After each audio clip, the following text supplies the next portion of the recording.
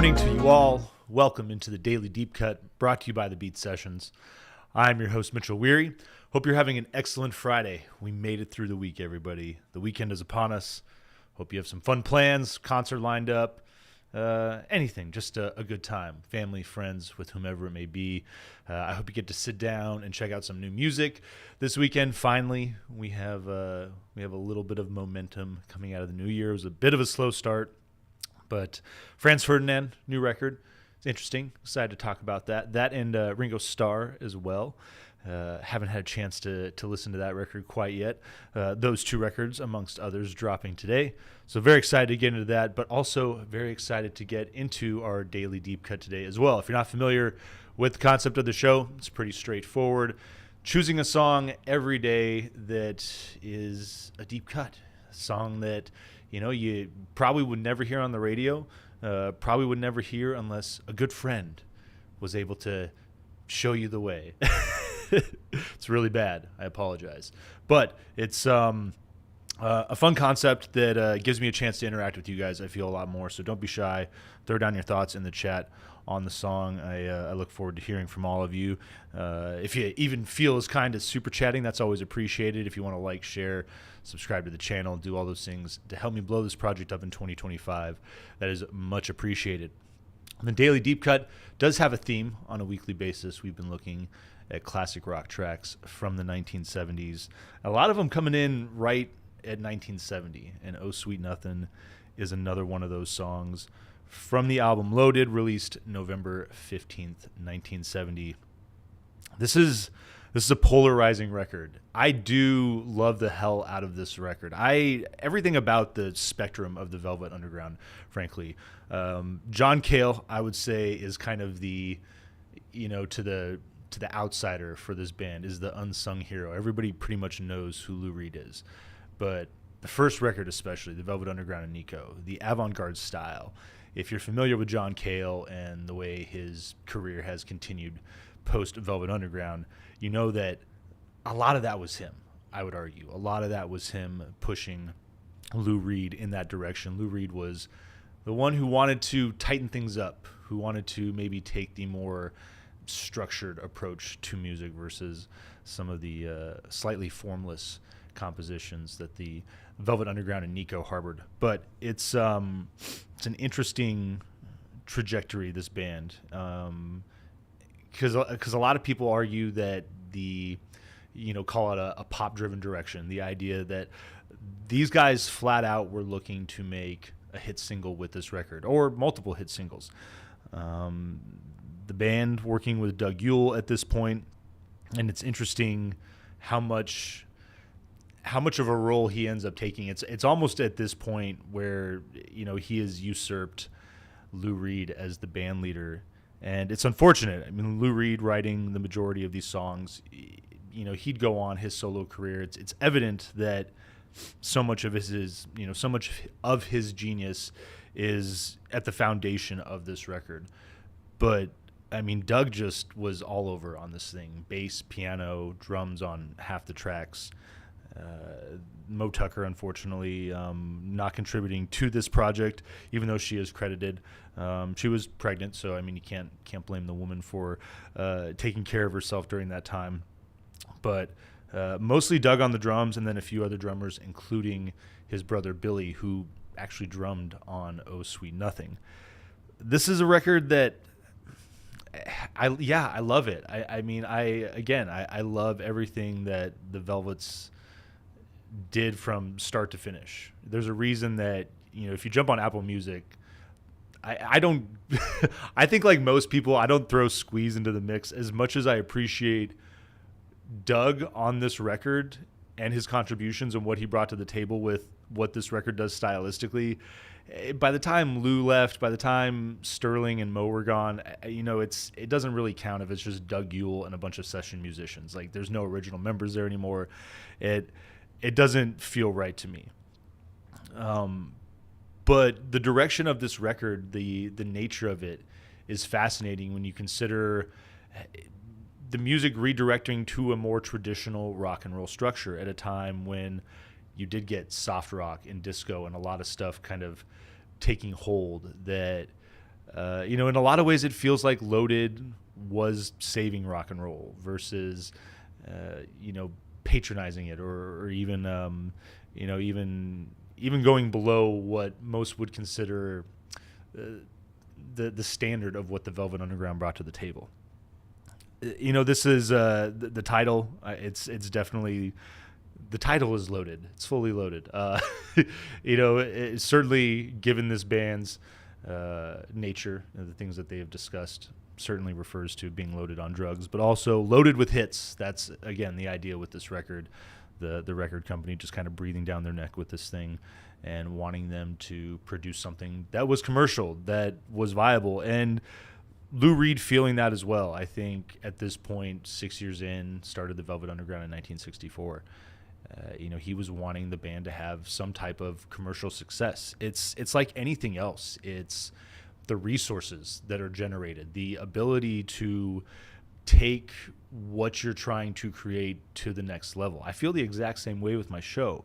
It would be great to just financially get to that next level with it, because then I can start, bringing in better equipment, having better software, all these things that are a big part of having that edge of getting ahead of the game and just being more efficient through those processes as well. It's it's difficult oftentimes when you have like failed renderings and nonsense like that.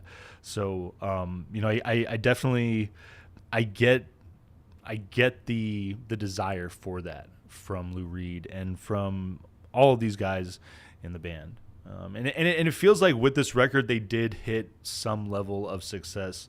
Songs like Rock and Roll, Sweet Jane, classic tracks. I think Who Loves the Sun is a single on this, New Age, and speaking of New Age, is a song that Yule sang. Yule also sang on Oh Sweet Nuthin', for the tracks on this record, sung by Doug.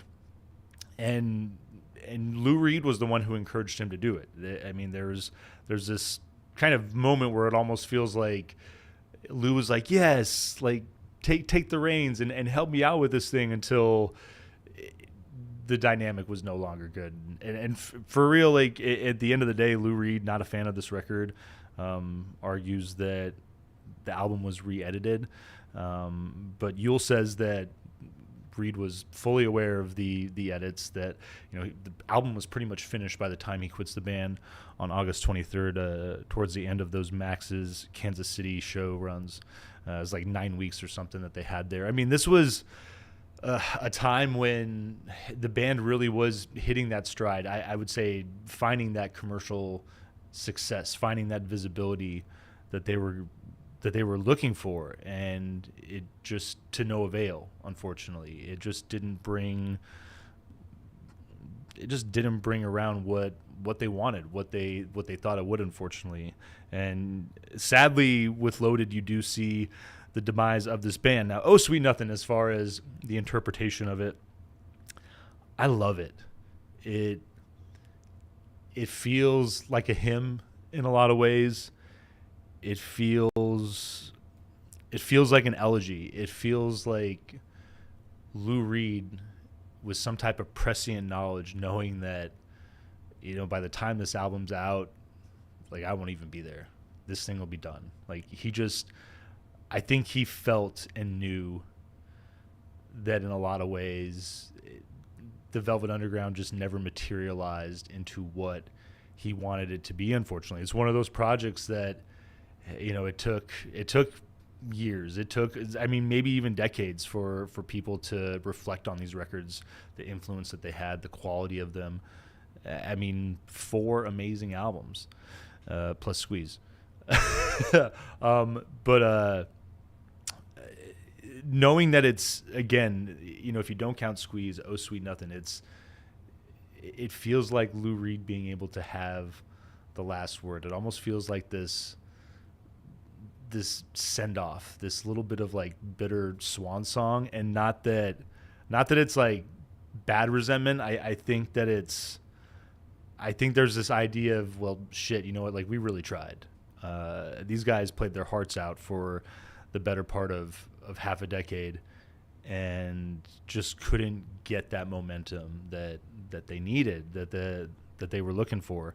And knowing that the song is about other characters that find themselves downtrodden, find themselves in a position in life that that they didn't really expect, and that's unfortunate. I don't want to say that Lou Reed was in an unfortunate position, but by the time he left the Velvet Underground, and by the time Loaded is released, he's at home living with his parents. He's one of the biggest counterculture figures of the 1960s, and by 1970, he's back home living with mom and dad. And obviously, we know the rest of the story. He became became a massive rock and roll star once again. But it's the disillusionment. I think the way that life can upend you and throw you all sorts of curveballs. Oh Sweet Nuthin is kind of this, in a lot of ways, positive message. It's this positive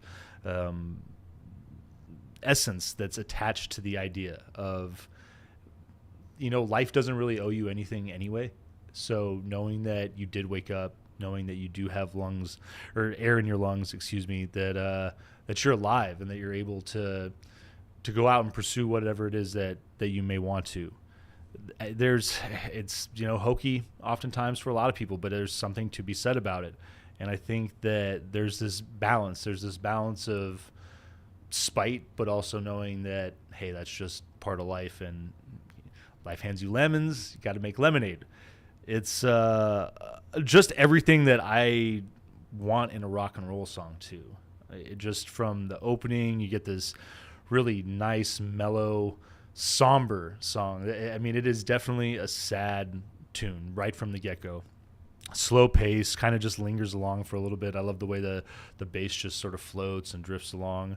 But the guitars, so excellent. They really just hit all the feels. And the way the song builds through this story, we'll get into the lyrics here.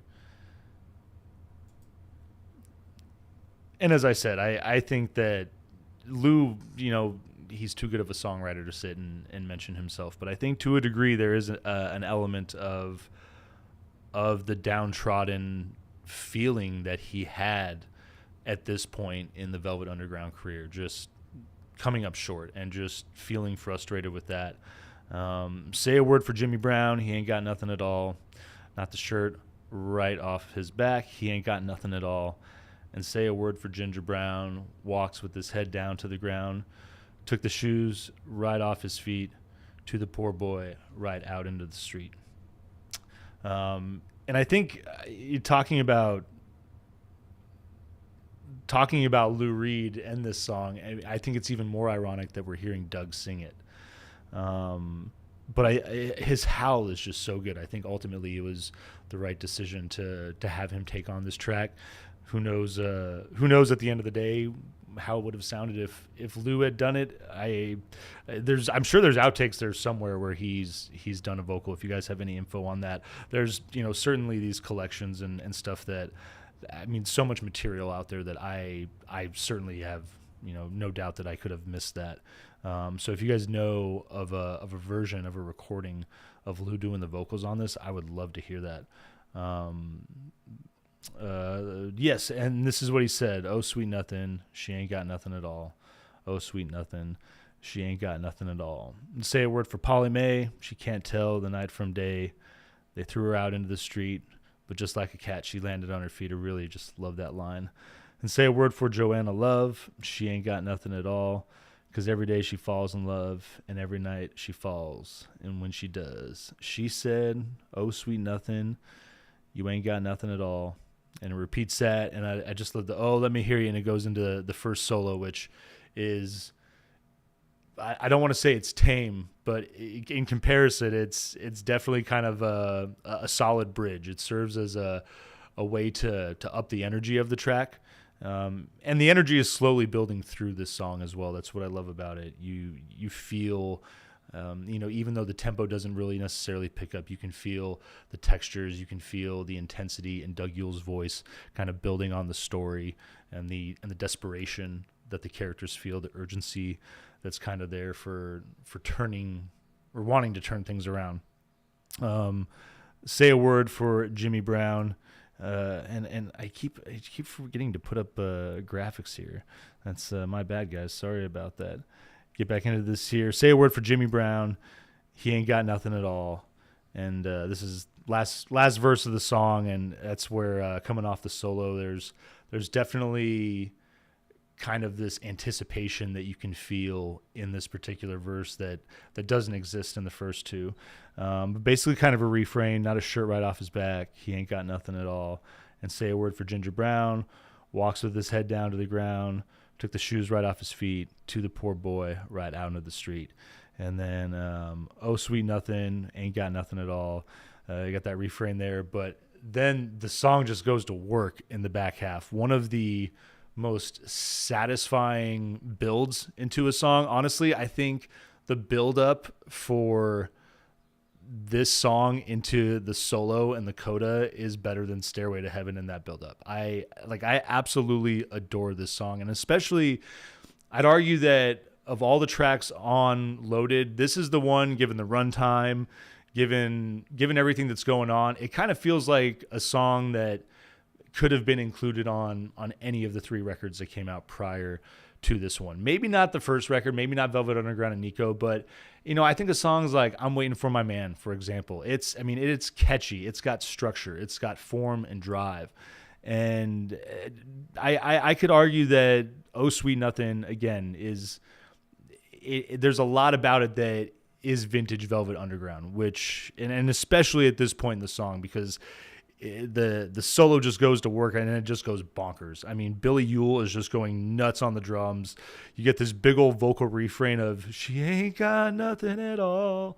Like it just explodes and blows up and just builds to this gorgeous crescendo and finishes with "She ain't got nothing at all." It's kind of this somber moment, but there's this satisfaction in everything that has just gone down in the 7 minutes prior to it. There's something about it that is so fulfilling.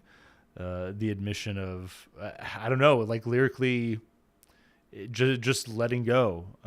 Just knowing that, sometimes life does get you downtrodden, and sometimes there is the acknowledgement of, maybe not having nothing at all, but feeling like you are bottom of the barrel and that, like, you've got nothing to lose at this point. So, pick yourself up, get back to it, keep on driving. I love this track. I love from the moment I've heard it, from the whole idea of it basically concluding the run of Lou Reed and the other original members of this band. It's a magnificent song. I couldn't think of a better way, for me personally anyway, that I would want to bookend my catalog, because again, we're not counting Squeeze. It's a Doug Yule solo record. It's not a Velvet Underground record. Despite my appreciation for his contributions on this record, I think that knowing the direction that Lou wanted to ultimately turn the band in, a lot of this is still him, but I think there was the chemistry there for a moment in time with Doug Yule while the relationship was good, that these guys made some really just classic, easy listening rock and roll music. And the verbiage, it feels like to a degree that, these are songs that wouldn't be challenging the way that earlier records were. But that's not the case at all. These songs, they have substance, they have excellent melody, they have phenomenal musicianship, and Loaded is, despite its polarity, it's always been a favorite of mine. I really dig this record. I dig this song. I hope you guys enjoy listening to Oh Sweet Nuthin today, and enjoy the rest of the week, and make the most of your weekend. Listen to some records. We'll be talking about Franz Ferdinand here shortly, and in the meantime, take care of one another. We'll see you.